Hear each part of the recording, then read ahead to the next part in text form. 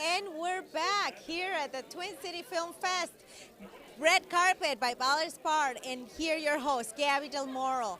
And next to me, I have another group of people from 3-Day Weekend, and let's introduce themselves here. Carlos? Yeah, my name is Carlos Lamas. I edited 3-Day Weekend. My name is Rick Meyer. I'm the composer on the film. And I'm Matt Kirkwold. I'm the sound designer on 3-Day Weekend. Thank you so much for being here with us tonight. And let's talk now a little bit about the sound, right? Okay, what can you tell us? How difficult or how tricky was that? Well, it's pretty tough because the nature of the film, without giving too much away, there's really no dialogue in the movie. So music does a lot of work. And you don't want to get in the way of what's going on with natural sound and with things like footsteps and everything else happening.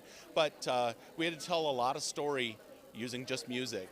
And one of the things that was really fun was getting inside of the North Woods vibe. So we played a lot around with drums. We played a lot with natural organic sounds, and then introduced a bunch of electronic stuff as the film goes on. So it's a lot of fun. So who was the one who put that together, the music itself? Me. So that was all you? Yeah. Oh, okay. What was your inspiration?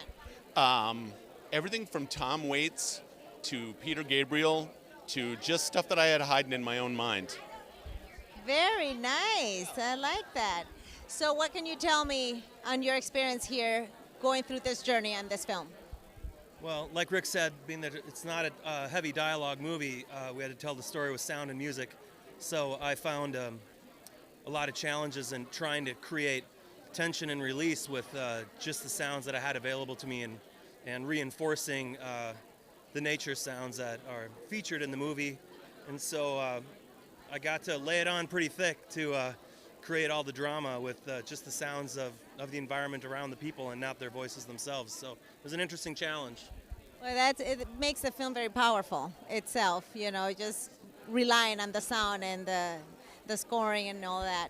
What about you, Carlos? What can you tell me about your involvement and, things that you enjoy or...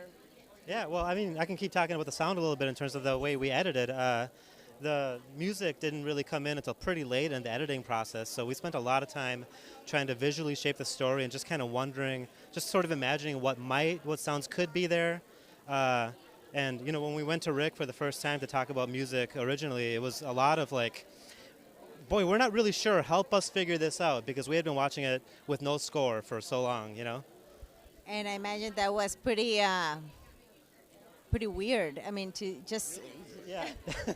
we changed a good portion of the film musically. After we had been working on it, we backed up and we went back in again. Yeah. So things changed. Because I'm thinking, it's between the sounds and, of course, the performance of the actors. I mean, that's it, right? That's it. That's right. So we were in pretty deep, but it was a lot of fun. How long it took you guys to, figure out, what direction you wanted to take as far? The whole music process, I would say, from when we started to when we kind of landed on everything, it was a good several months. Yeah. Where we would kind of tag team back and forth and say, what about, I'm going to try another 10 minutes of movie. What do you guys think of this? And they'd be like, I don't know. And we'd go back in and try again. So there was some trial and error and a lot of late nights. Yeah. Was there a lot of like a back and forth? Do you say? A lot of back and forth. Yeah. We had Megan and Wyatt in the studio with us numerous days and worked together with them to make sure that we were all on the same page at the same time, and it was a lot of effort, but it was a good teamwork. So yeah, one of the things that kind of added to the not difficulty, but to the process was it's not a standard movie by any stretch. So it's a lot of new angles, different stuff. Carlos, you were doing all kinds of stuff that like you wouldn't do in a typical film. Right. Yeah. I don't know how much we can give away. I'm not going to give away much. Yeah. No, let's keep it vague. But we edited a film with no dialogue, and that's a different process than most films. Yeah.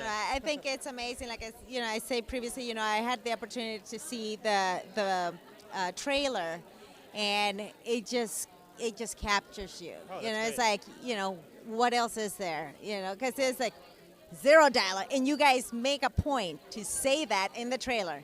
Zero dialogue. Oh yeah, that's it. You got it.